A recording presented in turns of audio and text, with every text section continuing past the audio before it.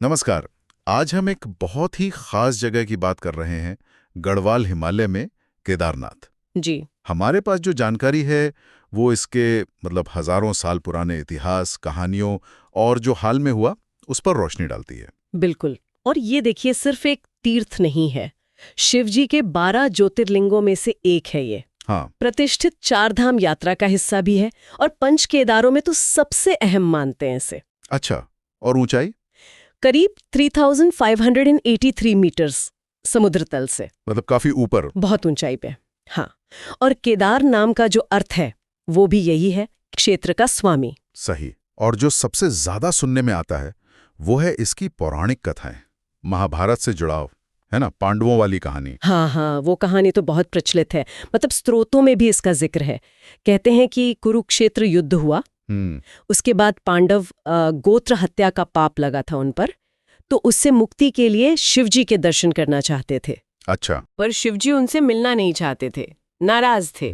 तो उन्होंने, कहते हैं, बैल का रूप लिया और हिमालय में घूमने लगे। और यहाँ पे कहानी मजेदार हो जाती है ना, भीम ने पहचान लिया उनको। बिल्कुल बिल्कुल।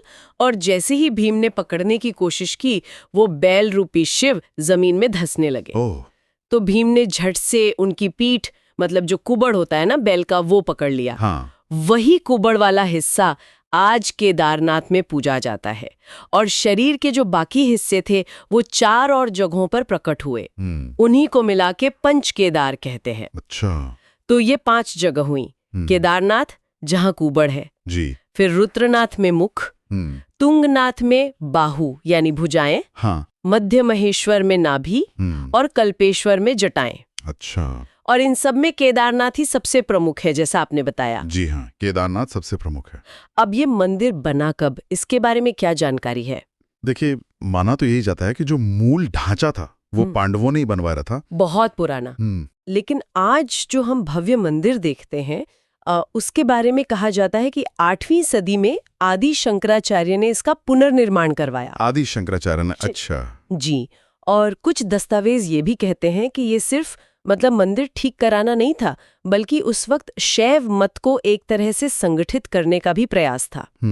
शंकराचार्य की समाधि भी है वहां, मंदिर के ठीक पीछे। सच में ये मंदिर तो समय की कसौटी पे खरा उतरा है। हजारों साल हिमालय का वो कठोर मौसम, भयंकर बर्फबारी, भूकंप, पता नहीं क्या क्या झेला होगा इसने। बिल्कुल।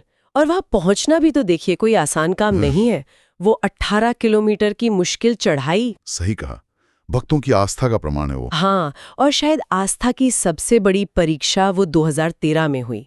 जून 2013 की वो बाढ़, भयंकर थी वो। हाँ, वो तस्वीरें तो आज भी याद हैं। भयानक मंजर था, बादल फटना, फिर वो चौराबाड़ी ग्लेशियर का टूटना। मंदाकिनी नदी ने तो जैसे सब कुछ तबाह कर दिया था। बहुत ही विनाशकारी थी वो बाढ़। पूरा केदारनाथ कस्बा, पूरी घाटी, सब बह गया। ऐसा लग रहा था कि मंदिर भी शायद नहीं बचेगा। हाँ, बिल्कुल ऐसा ही लग रहा था। पानी के साथ बड़े बड़े पत्थर, मलबा सब मंदिर की तरफ आ रहा था तेजी से। लेकिन तभी एक तरह से कह सकते हैं चमत्कार हुआ। चमत्कार? कैसा? एक बहुत बहुत बड़ी चट्टान पता नहीं कहां से बहकर आई और मंदिर के बिल्कुल पीछे एकदम सटकर अटक गई। हैं? सच में? बिल्कुल पीछे। जी हाँ, बिल्कुल पीछे। और उस चट्टान ने क्या किया कि जो तेज बहाव आ रहा था पानी और मलबे का, उसको 2 हिस्सों में बांट दिया। अच्छा।